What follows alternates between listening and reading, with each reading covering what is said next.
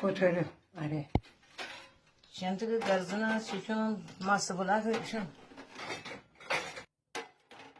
Kayburtları tarı bu böceğim hamucuru. Hayli bağımızdı. Hayli خوب.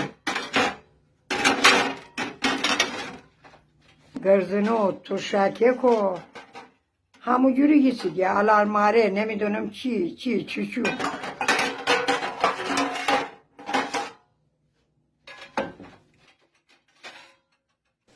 سر ماسی سر شی سر روان ماست؟ بله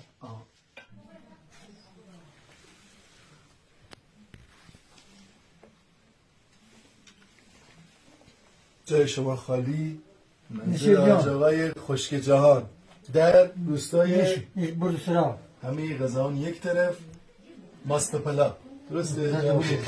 ماست پلا زردگوده سیمزه چیشمو گرزنه و ماست بلک و ترشتره و گربا گوشه ایشان با هم گربه گوشه بله. گربه گوشه یعنی شبیه گوش گربه سه چهارتا با هم قاطی کنن سه چهار تا با هم قاطی کنن یه همچین ماست چیزی بلک با زدگول داره یه همچین چیز عجیب غریب فقط در استان گیلان و در منطقه دیلمان و به خصوص منطقه ماست بلک یه گوله یه بود همیشه نه از اون ریشی داری همیشه دل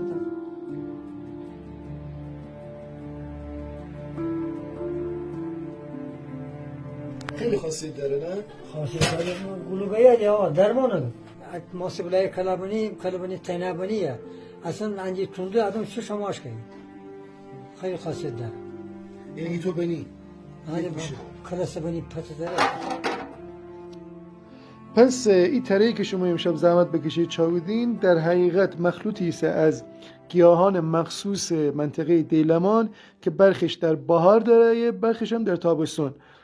بعد یه مقداری اون سرشیر و اون سر ماست هم اضافه کنیم بله ترشکه اینا مال تابستونه؟ نه اونا مال بهارن خب این ترشکک و از این چیزا اوشون مال بهارن ولی چیچی همیشه کی گرزنه همیشه کیسته کلا داره؟